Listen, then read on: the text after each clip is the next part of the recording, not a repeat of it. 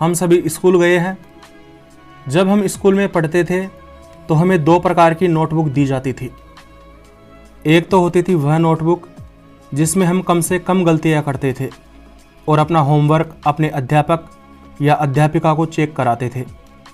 और एक दूसरी प्रकार की नोटबुक भी होती थी जिसे रफ नोटबुक कहा जाता था। इस नोटबुक में हम सीखने के लिए प्रयास करते थे। हम इसमें गलती कर करके सीखते थे।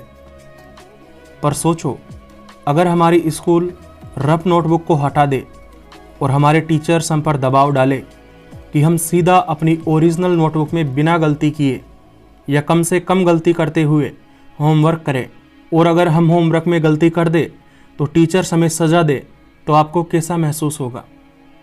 आपको बहुत बुरा महसूस होगा। आपको महसूस होगा कि टीचर्स आपके साथ में अन्याय कर रहे हैं। क्या मैंने ठीक कहा?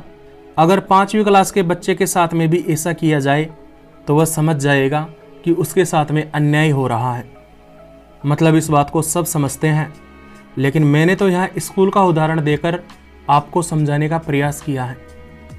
लेकिन सोचो, क्या आप ये गलती बार बार नहीं कर रहे हैं? आप अमीर बनना चाहते हैं, लेकिन आप शुरू से ही हर चीज़ को परफेक्ट करने की कोशिश करते हैं। आप रफ कार्य नहीं करते हैं और सीधा परफेक्ट करने की कोशिश करते हैं। उदाहरण स्वरूप, आप अपने प्रोडक्ट पर एक्सपेरिमेंट नहीं करते हैं। आप सीधा अच्छा प्रोडक्ट बनाने को अपना लक्ष्य बनाते हैं। आप गलतियां नहीं करना चाहते हैं और आप अच्छा प्रोडक्ट भी बनाना चाहते हैं। तो क्या यह संभव होगा? नहीं होगा। प्रत्येक चीज़ को सीखने के लिए उस चीज़ की आधारभूत चीज़ों का खूब अभ्यास किया जाता है।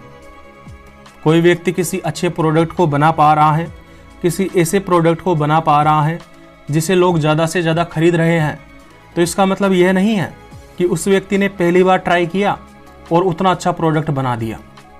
उस व्यक्ति ने भी कई बार ट्राई किया होगा और वह व्यक्ति भी कई बार असफल हुआ होगा और कई बार उसने बेकार प्रोडक्ट्स भी बनाए होंगे, लेकिन उसके बावजूद भी वो रुका नहीं।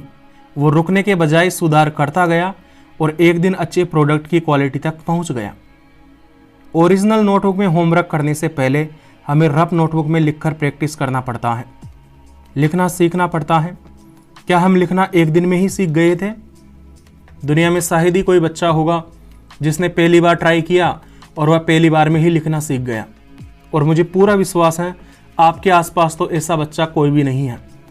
किसी भी चीज़ की अच्छी क्वालिटी तक पहुंचने के लिए बुरी क्वालिटी की प्रक्रिया से गुजरना पड़ता है। आप अच्छा प्रोडक्ट बनाने पे ध्यान मत दो, आप सिर्फ प्रोडक्ट बनाने पे ध्यान दो और फिर जो जो गलतियां होती हैं उसमें जागरूकता के साथ में सुधार करते रहो। यहाँ पर यह बात बहुत ज़्यादा महत्वपूर्ण है। आपको सुधार करना है, लेकिन जागरूकता के साथ में करना है। यदि आप बिना जागरूकता के सुधार करने का प्रयास करेंगे तो आप उसे सुधार नहीं पाएंगे, या आप फिर से कोई नई या पुरानी गलती कर बैठेंगे। जब हम पहली बार रोटी बनाना सीखते हैं तो शुरुआत में हम बहुत सारी गलतियां करते हैं। हम रोटी को कभी बिगड़ी आकृति में बना देते हैं, या उसे जला देते हैं, या किसी न किसी तरीके से उसे बिगाड़ देते हैं। कल्पना करो कि आप ऐसा सोचने लग जाए कि मैं तो शुरुआत में ही बढ़िया रोटी बनाना चाहता हूँ, परफेक्ट रोटी बनाना चाहता हूँ, मैं बुरी रोटी बनाने की प्रक्रिया से नहीं गुजरना चाहता। तो क्या कभी बढ़िया रोटी बना पाओगे? सीधा सा जवाब आता है, नहीं बना पाओगे। आप कोई भी काम चालू करें, शुरुआत में आप गलतियां करेंगे, यह लगभग तय है। अब आपके पास में यह ऑप्शन होता है कि या तो आप वो गलतियां तेज़ी से करते हुए आगे बढ़ जाए, या फिर आप उन्हीं गलतियों पे अटक जाए। सारा खेल रफ्तार का है। एक व्यक्ति जितनी रफ्तार से गलतियां करने की कोशिश करता है, वह उतना ही जल्दी सीखता है।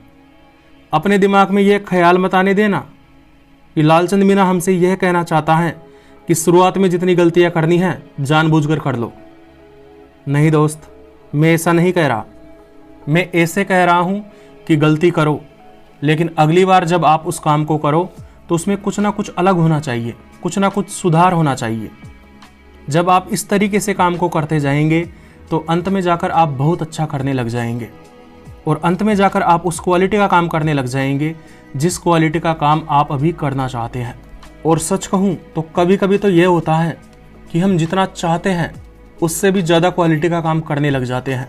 प्रैक्टिस का यही तो कमाल होता है। आपकी रफ्तार का आपकी अमीरी पे बहुत ज़्यादा प्रभाव पड़ता है।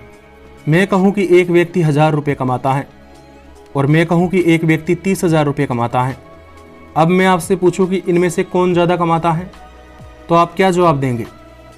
आप कहेंगे कि 30,000 वाला व्यक्ति ज़्यादा कमा रहा है। लेकिन अगर मैं इस वाक्य में एक और लाइन जोड़ दूँ कि एक व्यक्ति 1000 हर घंटे का कमा रहा है और एक व्यक्ति 30,000 रुपये हर महीने का कमा रहा है, तो आप क्या जवाब देंगे? बेशक आपको इस बात का पता चल जाएगा कि 1000 रुपये हर घंटे कमाने वाला व्यक्ति महीने के 30,000 कमाने वाले व्यक्ति से बहुत आगे है, यह उससे बहुत ज़्यादा अमीर है। मुकेश अंबानी अमीर क्यों है? क्योंकि वो रफ्तार से पैसा कमा रहा है, वह हर घंटे करोड़ों कमा रहा है। दुनिया में अच्छा काम करने वाले व्यक्ति बहुत हैं, लेकिन वो अमीर नहीं हैं। दुनिया में अमीर वही बनते हैं जो एक ऐसा सिस्टम तैयार करते हैं कि वे कम समय में औरों की तुलना में कई गुना ज़्यादा काम करवा देते हैं या परिणाम उत्पन्न करवा देते हैं।